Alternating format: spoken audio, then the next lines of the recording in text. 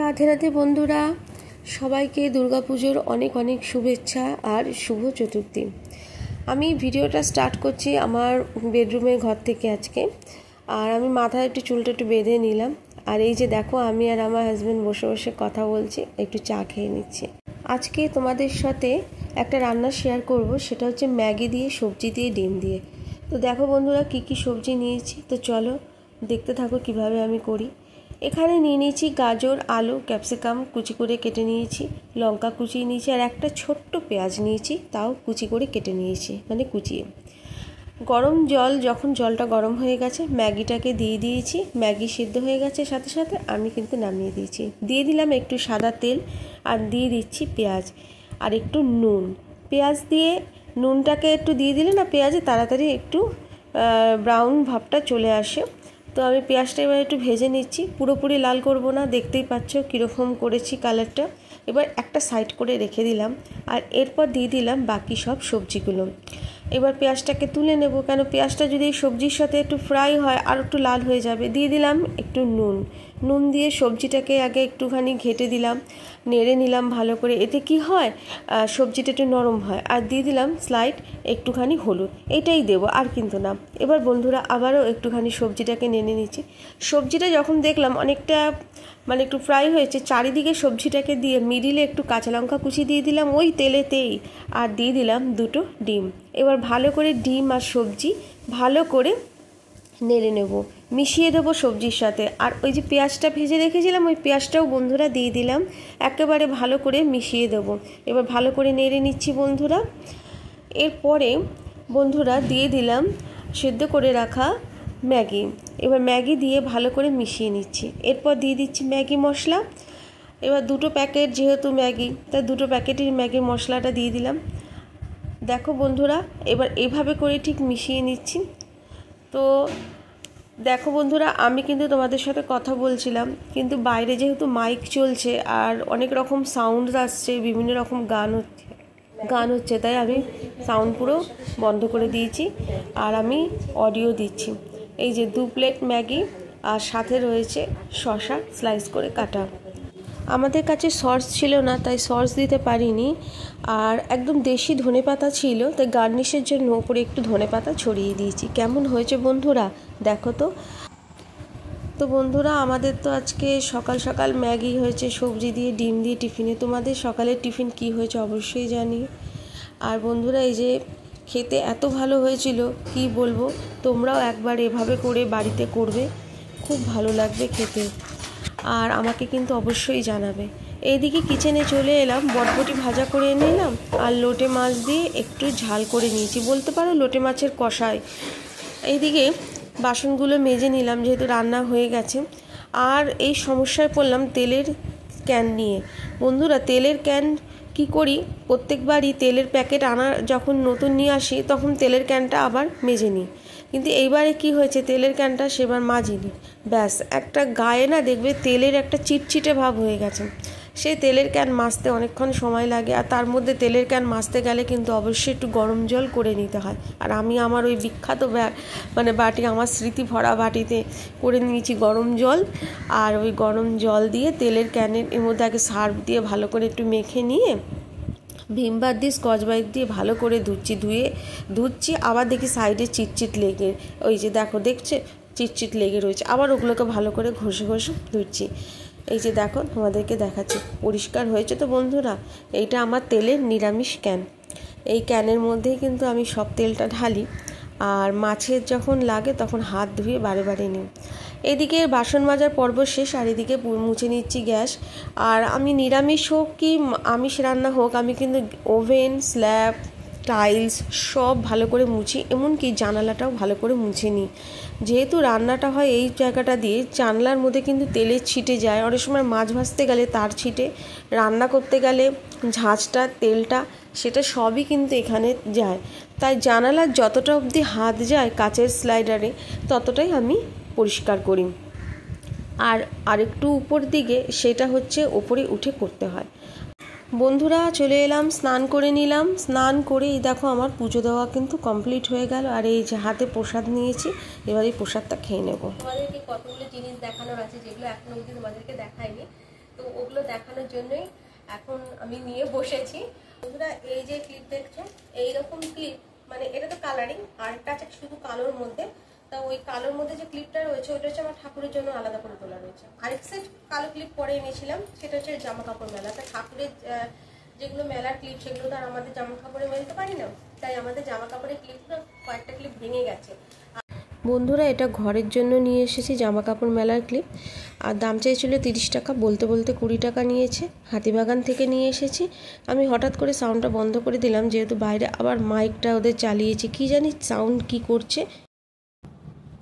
তোমরা কতটা দেখতে পাচ্ছ আমি ঠিক বুঝতে পারছি না, কিন্তু চেষ্টা করছি যেন তোমরা ভালোভাবে দেখতে পারো। দেখো এইটা বাজার কলকাতা, হাতিবাগানে বাজার কলকাতায় গেছি।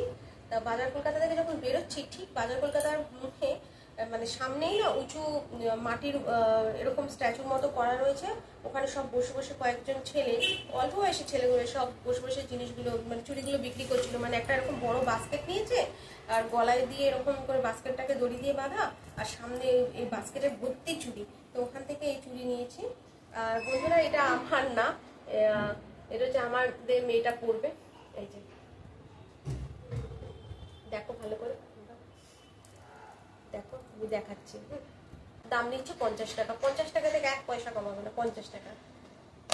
এটা আরেকটা আছে বুঝলি, এই একটা ভালো করে যদি একটু দেখো তাহলে বুঝতে পারবে। এই যে হলুদ গুলো ফুলগুলো রয়েছে না, এখানে কিন্তু আমি ঠিক বুঝতে পারছি না কতটা দেখতে পাচ্ছ, তোমরা বুঝতে পারছো কিনা। এই যে হলুদ হলুদ যেগুলো দেখছো না ফুল, এগুলো কিন্তু এক একটা ছোট ছোট গোলাপ। এই শুধু যে হলুদ রয়েছে বন্ধুরা তা না, এর সাথে সাথে লাল ছিল, মেরুন ছিল, তারপরে নীলের মধ্যে ছিল, কিন্তু যা নেবে 50 টাকা। আর এই যে বন্ধুরা, এই যে মাথার একটা ক্লিপ, এই যে আমি কেমন হয়েছে বন্ধুরা ক্লিপটা একটু বলো তো। আমার মেয়েটা একটা শাড়ি দিয়েছে আমাকে, শাড়িটার রং এই কালার মানে কমলাটা ছিল, তারপরে এই সবুজটা ছিল, তো ওর সাথে ম্যাচ করেই এই ক্লিপটা আমি কিনেছি। এটা একটা পদ্মের কড়ি, মাত্র মুখটা খুলেছে বন্ধুরা। আচ্ছা সাদা দেওয়ালের দিকে আনলে কি একটু দেখতে পাবে, সুবিধা হবে তোমাদের। দেখো তো, এই যে এবার দেখো এই যে কেমন হয়েছে বলো বন্ধুরা, এটা ভালো লাগছে। এই যে কি কোরিয়ান ক্লিপ না কি ক্লিপ বলে এগুলোকে জানো, এগুলোকে নাকি কোরিয়ান ক্লিপ বলে। খুলছে, আমার তো খুব ভালো লেগেছে, মেয়েটারও খুব ভালো লেগেছে, আমারও ভালো লেগেছে। তারপরে আমি এই ক্লিপটা নিয়ে নিয়েছি। বন্ধুরা এর দাম নিয়েছে 50 টাকা, আর 50 টাকা থেকে 1 পয়সা কমাবে না বন্ধুরা। বলছে আমি কতবার বললাম 45, বলে 5টা টাকাও কম হবে না বৌদি, 2 টাকাও কম হবে না, 50 তো 50। আর এখন পুজোর সময় বুঝতেই তো পারছো, পুজোর সময় এরা একটু লাভ তো করবেই। আর আমারও এত ভালো লাগলো, মেয়েটাকে কাপড়টা দিতে তার সাথে পুরো ম্যাচ আমি নিয়েই নিলাম। তোমাদের কিরকম লেগেছে অবশ্যই জানিও, ঠিক আছে। রাখছি বন্ধুরা, একটা কথা বলি, আমি তো এখন কোনো অডিও দিচ্ছি না, তোমাদের সাথে ডিরেক্ট আমি মানে ভিডিও করছি, অন করেছি, তোমাদের সাথে কথা বলছি, জিনিসগুলো দেখাচ্ছি। তা আমাদের পাশের ফ্ল্যাটে না ঘরেতে কাজ হচ্ছে, ড্রিল করে করে কাজ হচ্ছে। তো তোমাদের সাথে যে আমি কথা বলছি না, এটাতে কিন্তু আওয়াজটাও উঠে আসছে। এই জন্য কিন্তু তোমরা কিন্তু ভিডিওটা দেখা বন্ধ করো না, প্লিজ দেখো কিন্তু। হ্যাঁ চলো এবার এক এক করে বাকি জিনিসগুলো দেখায়। কোন দিকে রাখলে দেখতে সুবিধা হবে বন্ধুরা, দেখো ভালো করে দেখো। এটা হচ্ছে আমার শাশুড়ি মায়ের গোবিন্দ ড্রেস। এইটা হচ্ছে আমার মায়ের গোপাল ঠাকুর, ব্লু কালার, আর কৃষ্ণের ধুতিটা। আমার রাধারানী ড্রেস ঘাগরা বন্ধুরা কেমন হয়েছে বলো, নিচে কি সুন্দর লেস লাগানো। একটা জিনিস দেখেছো বন্ধুরা, আমার মায়ের গোবিন্দ ড্রেস আর শাশুড়ি মায়ের গোবিন্দ ড্রেস আর আমার রাধারানীর ড্রেসে দেখো সব কিন্তু নিচে এরকম লেস লাগানো রয়েছে। পিচ কালারের মধ্যে নিয়ে এসেছি, কেমন হয়েছে বলো, তোমরা বলো, তোমরা কিন্তু অবশ্যই জানাবে যে কিরকম হয়েছে। হ্যাঁ আর এই যে ওড়না, এই যে ওড়না বেশ বড় আছে কিন্তু গামছা, আমি পুরোটা খুলছি না এখন। আর ভেতরটা গামছা আমার মা আনতে দিয়েছে, বলছে তুই যখন আনবি তখন আমার জন্য একটা গামছা নিয়ে আসিস। এই যেটা হচ্ছে আমার মায়ের গামছা, গুরুদেবের আসন, ছোট্ট একটা আমার মা যেটা গোবিন্দকে দেবে, এই যে গোলাপি রঙের। এই যে হাতার কাছে দেখো এই যে বুটি বুটির মতো করা রয়েছে, পিঠের কাছে এই যে দেখো পিঠের কাছে এই যে ডিজাইনটা রয়েছে, এটা মেয়ে দিচ্ছে আমার মাকে, ওর দিদুনকে দিচ্ছে এই নাইটিটা, ঠিক আছে। আর এই দেখো এই নিচটা না কেটে দিয়েছে আমার হাজবেন্ড, কেটে করাবো, মুড়ি আমি সেলাই করে দেবো। এই দেখো গোলগলা, দেখতে পাচ্ছ এই নিচটাও কিন্তু দেখেছো কাটা কেটে দিয়েছে, এইটাও আমি মুড়িয়ে সেলাই করবো, সেলাই করা। আরেকটা অনলাইনে চুড়িদার কিনেছি, সেটাও তোমাদের সাথে শেয়ার করছি।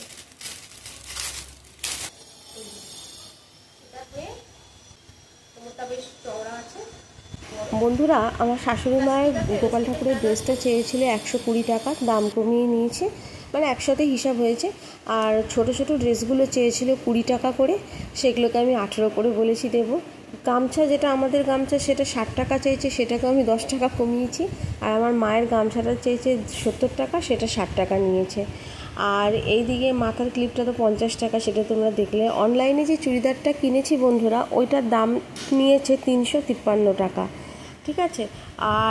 আর একটা কি, হ্যাঁ ক্লিপ, আর ওগুলো তো তোমরা দেখলেই।